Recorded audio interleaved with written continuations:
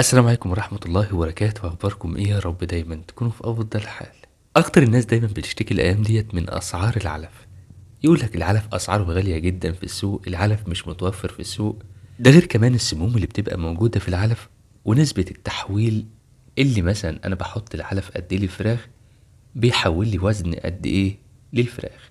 الحاجة المهمة بقى في الموضوع ده إن إحنا هنعمل العلف فعلا في البيت زي ما أنت شايف كده بطريقة سهلة جدا جدا جدا. النهارده بقى إن شاء الله هنعمل العلف ده في البيت، هيكون فيه البروتين مرتفع جدا، هيحول معايا وزن كويس جدا. والحاجة المهمة بقى إنك تقدر تحط العلف ده للفراخ للبط لكل الطيور اللي موجودة عندك. وبالنسبة لأسعار الخامات اللي احنا هنشتريها هتكون رخيصة، يعني مش هتكون كده غالية زي العلف، انت حضرتك هتوفر. والحاجة الأهم بقى إن انت هتعمل العلف ده عندك في البيت.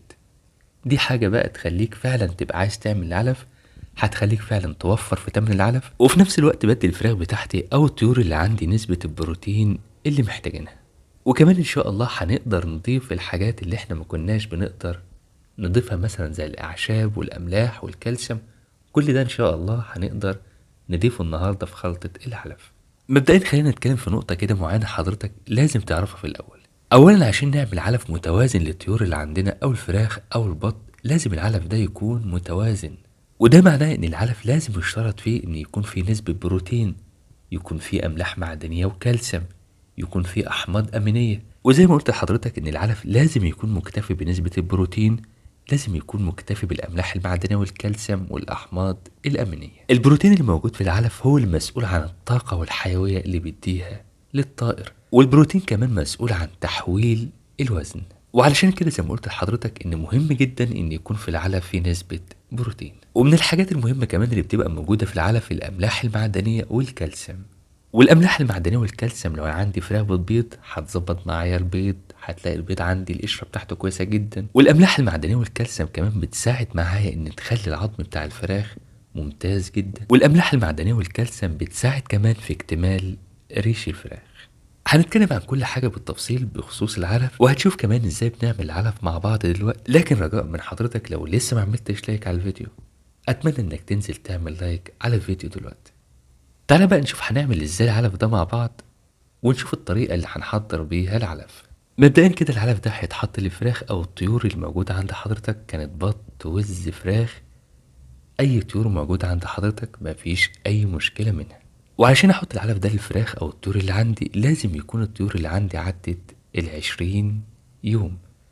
بداية من 20 يوم اقدر ان انا احط الفراخ او الطيور اللي عندي العلف ده. يعني حضرتك اول ما الفراخ اللي عندك او الطيور اللي عند حضرتك تجيب 20 يوم، تقدر انك انت تعمل الخلطة ديت او العلف ده مفيش اي مشاكل منه ان شاء الله. عايز اعرف بقى مكونات العلف اللي المفروض اعملها دلوقتي للفراخ او اعملها للطيور اللي موجودة عندي. اول حاجة هنعملها دلوقتي هي الكمية لكل كيلو علف. الكمية لكل كيلو علف. اتفقنا ان العلف لازم يكون فيه نسبة بروتين، واول حاجة هنستخدمها النهاردة في العلف هو فول الصويا. وده بيرجع لان فول الصويا بيحتوي على نسبة بروتين مرتفعة جدا، عشان كده النهاردة هنستخدمه في العلف. واول حاجة من مكونات العلف هو 200 جرام من فول الصويا.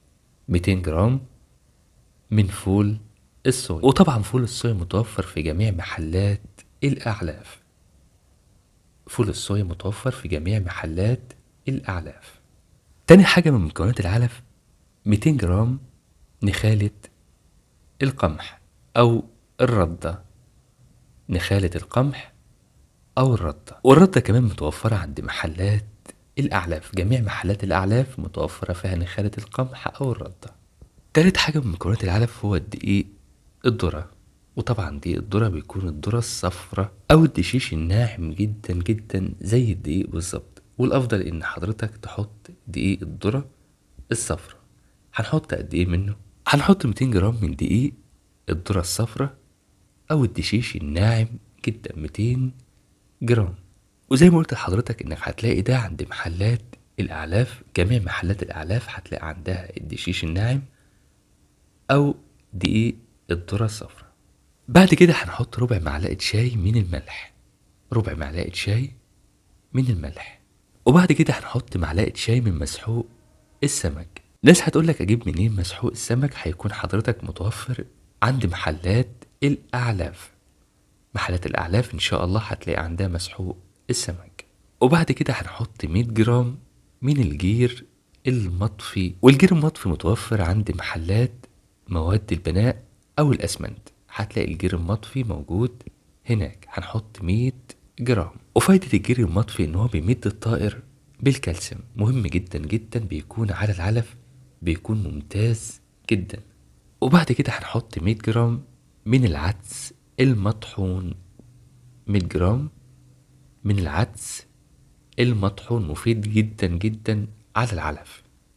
يعني حضرتك العلف اتكون من 200 جرام من فول الصويا، و200 جرام من نخالة القمح أو الردة، و200 جرام من دقيق الذرة الصفراء، ونص معلقة شاي من الملح، ونص معلقة شاي من مسحوق السمك، و100 جرام من الجير المطفي، و100 جرام من العدس المطحون. هنحط بقى الخلطة ديت معلقة شاي من الكركم، والكركم غني جدا بالبروتينات، وكمان بيمد الطائر بالطاقة، وبيرفع من مناعة الطائر.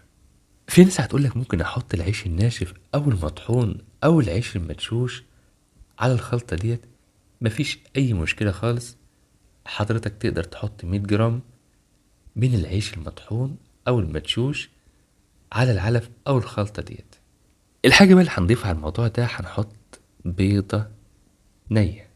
وفايدة البيضة ديت انها هتمد الطائر بالبروتين والكالسيوم.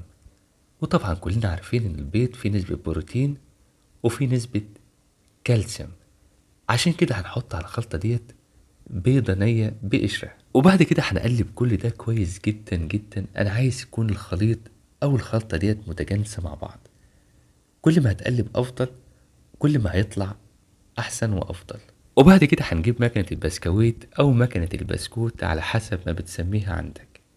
المهم ان هي المكنة اللي قدامك دي. في ناس ممكن تقولك طب ما انا احط يا سيدي الخلطة ديت قدام الفراخ على طول، بدل ما احطها في المكنة واوجع دماغي والف واعمل الحاجات دي كلها. اولا عايز اقولك ان الحباية الواحدة اللي بتطلع من المكنة ديت بيكون فيها كل العناصر وكل الخلطة اللي احنا عاملينها. بمعنى ان الطيور او الفرخة او البط لما ياكل الحباية الواحدة هيلاقي بقى فيها فول الصويا والدقيق والعناصر، كل اللي احنا حطيناها هيلاقيها موجودة في حباية واحدة. في حاجة مهمة لازم اقول لحضرتك عليها، حضرتك لازم تحط العلف ده فريش، يعني ما ينفعش ابيته لتاني يوم.